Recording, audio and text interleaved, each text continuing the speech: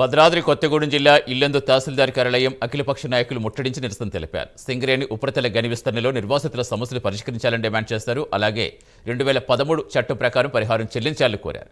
లేని పక్షంలో ఉపరితల గని ఏర్పాటు అడ్డుకుంటామని హెచ్చరించారు. కొత్తదేం కాదు, గతంలో ఇల్లందులో 3 సార్లు విస్తరణ జరిగింది. పక్కకున్నటువంటి జేకేఓసి మనందరికీ తెలిసి వాళ్ళ మరి అక్కడ ఉన్నటువంటి ప్రజలకు 15-16 వార్డులకు సంబంధించినటువంటి వాళ్ళంతా కూడా మరి సింగరేణి భూమిలో ఉన్నటువంటి వాళ్ళే.